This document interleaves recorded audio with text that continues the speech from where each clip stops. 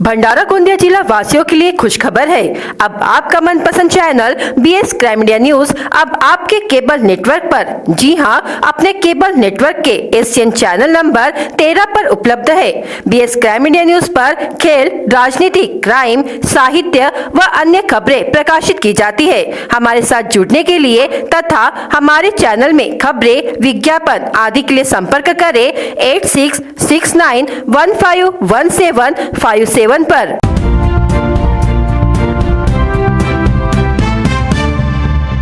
खरीफ मौसम 2023-24 में न्यूनतम समर्थन मूल्य पर धान खरीदी योजना के अंतर्गत किसानों से धान की शासकीय खरीदी की अवधि को राज्य सरकार ने 1 माह बढ़ा दिया है, लेकिन इसके बावजूद खरीदी का संभावित लक्ष्य पूरा नहीं होने के कारण धान खरीदी की अवधि को दूसरी बार बढ़ाकर अब तक 31 मार्च 2024 तक कर दिया गया है। शासन के इस निर्णय से राज्य के शासकीय धान खरीदी केंद्रों पर अपना पंजीयन कराने वाले लाखों किसानों को लाभ होगा। जहाँ तक गोंदिया जिले की बात है तो मार्केटिंग फेडरेशन के 183 धान खरीदी केंद्रों पर इन दिनों शासकीय धान खरीदी चल रही है। अब तक 76,000 किसानों से लगभग 25 लाख क्विंटल धान की खरीदी हो चुकी है। इसके बावजूद अभी भी 50,000 किसान ऐसे हैं जिन्होंने शासकीय धान खरीदी केंद्रों पर अपने धान की बिक्री नहीं की है। धान की खरीदी की अवधि बढ़ाए जाने से यह किसान अब सरकारी केंद्रों पर जाकर अपने धान की बिक्री कर सकेंगे। जिला पणन अधिकारी ने किसानों से इस अवसर का लाभ उठाते हुए सरकारी धान खरीदी केंद्रों पर ही केंद्र सरकार द्वारा घोषित समर्थन मूल्य पर अपने धान की बिक्री करने का आह्वान किया है। जल जीवन मिशन एवं ग्रामीण स्वच्छ भारत मिशन के द्वितीय चरण के तहत जल युक्त शिवार योजना की जन जागरण के लिए 28 फरवरी को भंडारा जिला जल रथ अभियान की शुरुआत हुई। इस अभियान के तहत जिलाधिकारी योगेश कुंभेजकर एवं जिला परिषद के मुख्य कार्यकारी अधिकारी समीर कुर्तकोटी ने हरी झंडी दिखाकर अभियान का शुभारंभ किया। इस समय जिला परिषद के अतिरिक्त मुख्य कार्यकारी अधिकारी कमलाकर रणदीवे, जल जीवन मिशन परियोजना संचालक मानिक S चौहान, गट विकास अधिकारी डॉक्टर संघमित्रा कोल्हे, साकोली VP जाधव, लाखनी के अरुण गिरेपुंजे, पौनीगढ़ विकास अधिकारी सिंगन जोड़े आदि उपस्थित थे।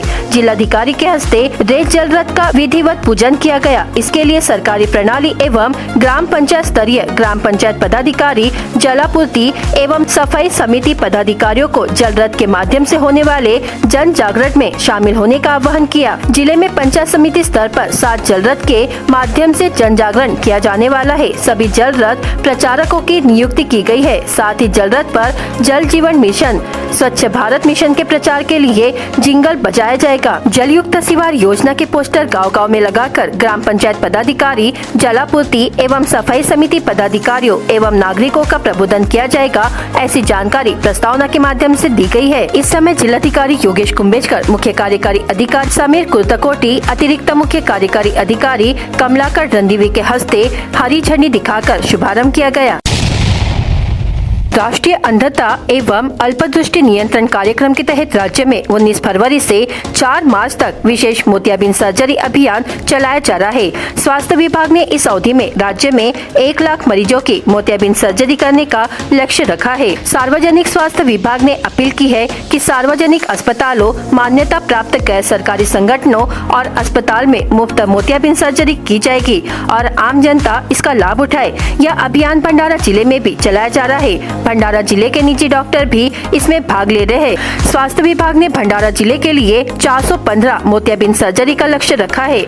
इस अभियान में पूरे भंडारा जिले में नेत्र जांच शिविरों के माध्यम से मरीजों को जिला अस्पताल भंडारा लाया जा रहा है और मोतियाबिंद सर्जरी का लाभ मिल रहा है। जिला अस्पताल भंडारा ने 19 फरवरी 2024 से 28 फरवरी 2024 तक विशेष मोतियाबिंद सर्जरी अभियान में 140 मरीजों को मोतियाबिंद सर्जरी से लाभान्वित किया है। साथ ही 210 मरीजों का ऑपरेशन निजी अस्पतालों द्वारा किया गया है। ऐसे कुल 370 मरीजों का मोतियाबिंद का ऑपरेशन किया गया। जिले में 92.18% मोतियाबिंद सर्जरी का लक्ष्य हासिल कर लिया है। पेस आयुर्वेदिक अस्पताल भंडारा द्वारा 3 दिवसीय निशुल्क स्वास्थ्य जांच एवं आयुर्वेदिक पंचकर्म शिविर का आयोजन किया जा रहा है। शुक्रवार 1 से 3 मार्च तक आयोजित शिविर में आयुर्वेद विशेषज्ञ विभिन्न रोगों से पीड़ित मरीजों की निशुल्क जांच करेंगे। इस शिविर में सभी प्रकार के रोगों जैसे रूमेटाइड, आर्थराइटिस, गठिया, आमवात, लकवा, साइटिका, सर्वाइकल, स्पॉन्डिलाइसिस, अस्थमा, त्वचा विकार आदि का इलाज नाड़ी परीक्षण के माध्यम से निशुल्क किया जाएगा। शिविर का आयोजन किसान चौक सहकार नगर स्थित पेस आयुर्वेदिक हॉस्पिटल में सुबह 8 बजे से दोपहर 1 बजे तक किया गया है। भंडारा जिले के जिला परिषद के उच्च प्राथमिक शाला के 20 विद्यार्थी और माध्यमिक शाला के 25 विद्यार्थी ऐसे कुल 45 विद्यार्थी एवं 5 शिक्षक कर्मचारी बेंगलुरु, मैसूर अध्ययन दौरे के लिए चुने गए हैं। समग्र शिक्षा के तहत राष्ट्रीय आविष्कार अभियान वर्ष 2023-24 राज्य के बाहर एक्सपोजर विजिट उपक्रम के तहत 27 फरवरी को भंडारा जिला परिषद कार्यालय में सुबह 7:30 बजे शिक्षाधिकारी रविंद्र सुंटके ने हरी झंडी दिखाकर विद्यार्थियों को शैक्षणिक अध्ययन दौरे के लिए रवाना किया। इस समय समग्र शिक्षा के जिला सहायक कार्यक्रम अधिकारी वीरेंद्र गौतम उपस्थित थे।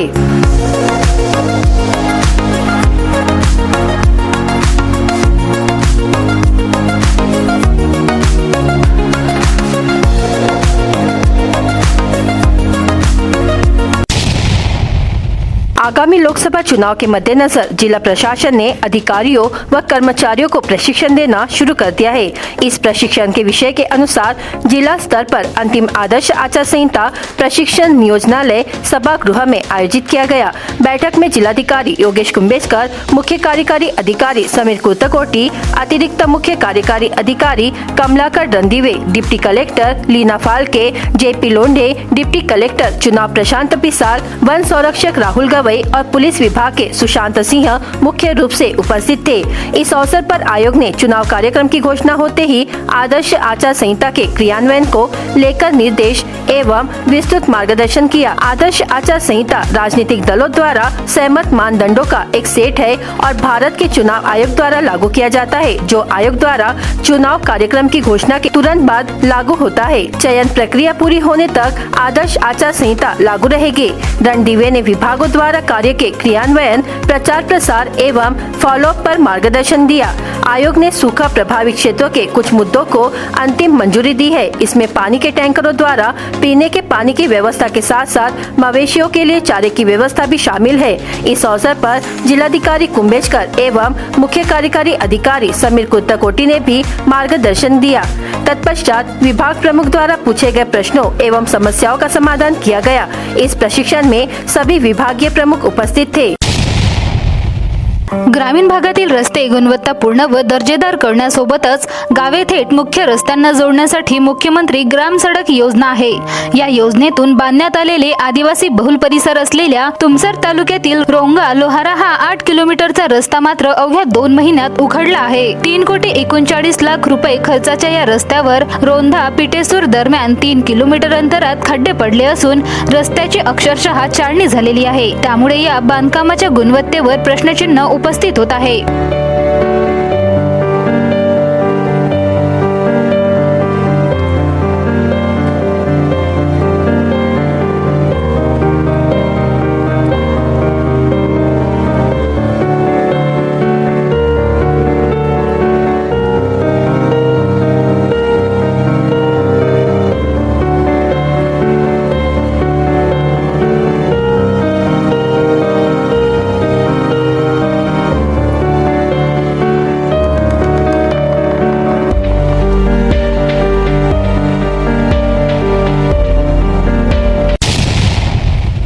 बांधकाम कामगार यांना नोंदणी करण्यासाठी तारेवरची कसरत करावी लागत आहे। 2-2 दिवस कामगार कल्याण ऑफिसच्या चक्रा मारून देखील काम होत नाही।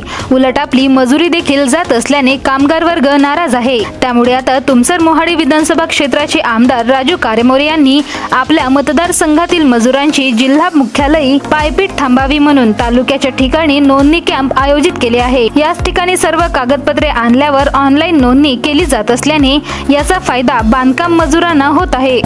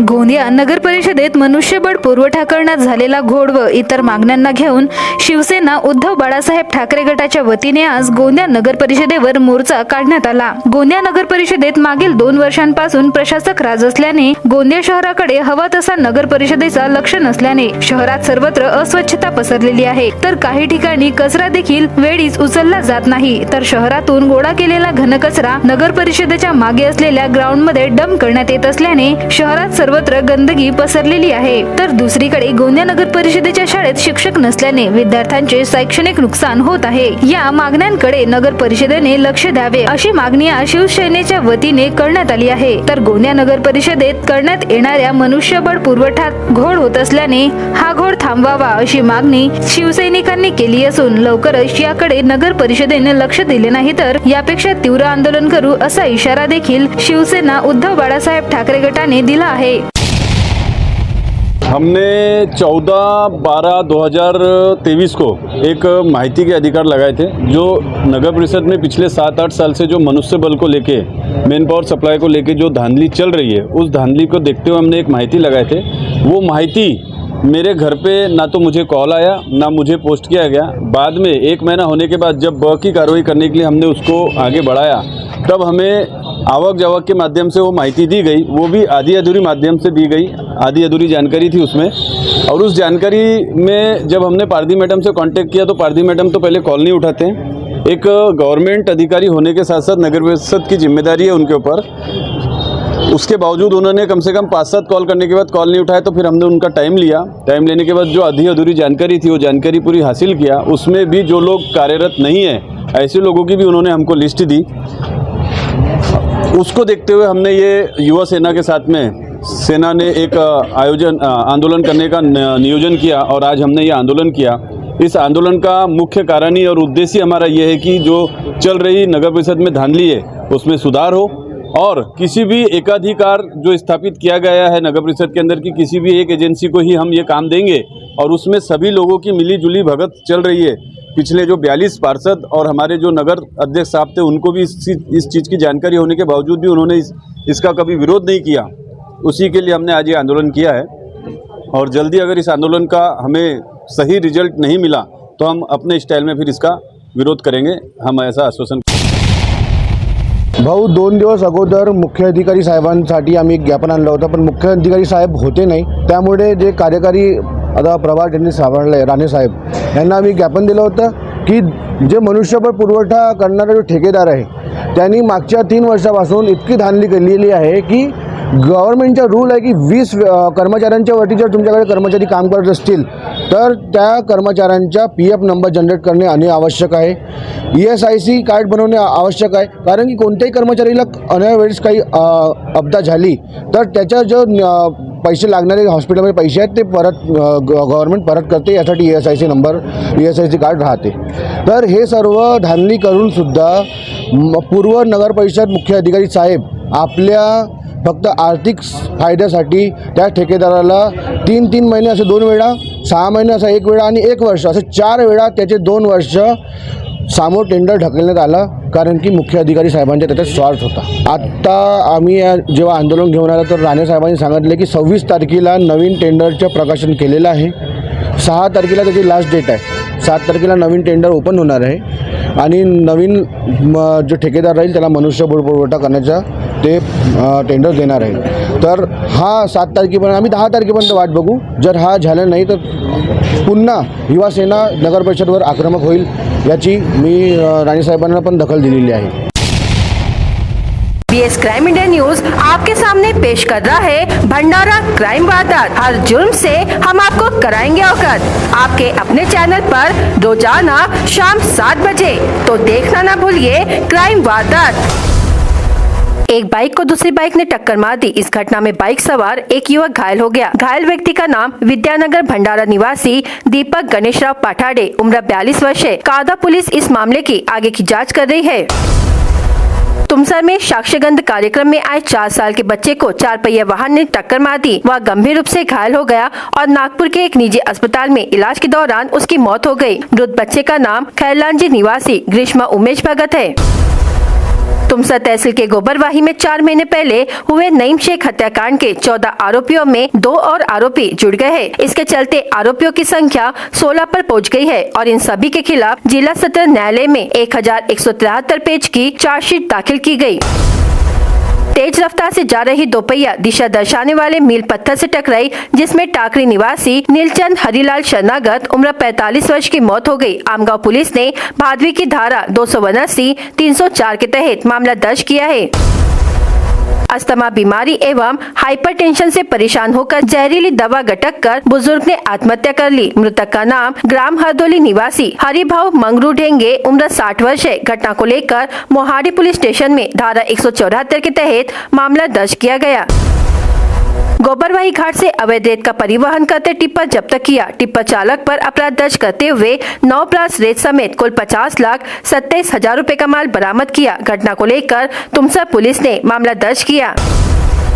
पिकअप वाहन की टक्कर से बुजुर्ग व्यक्ति घायल हो गया। घटना चिचखेड़ा ग्राम में घटित हुई। घायल बुजुर्ग का नाम उर्कुडा मेश्राम है। शिकायतकर्ता राहुल उर्कुडा मेश्राम की शिकायत पर पौनी पुलिस ने अज्ञात पिकअप वाहन के खिलाफ मामला दर्ज किया। भंडारा गोंदिया जिला वासियों के लिए खुशखबर है। अब आपका मनपसंद channel BS crime India news अब आपके केबल नेटवर्क पर, जी हां, अपने केबल नेटवर्क के एशियन चैनल नंबर 13 पर उपलब्ध है। BS क्राइम इंडिया न्यूज पर खेल, राजनीति, क्राइम, साहित्य व अन्य खबरें प्रकाशित की जाती है। हमारे साथ जुड़ने के लिए तथा हमारे चैनल में खबरें, विज्ञापन आदि के लिए संपर्क करें 8669151757 पर।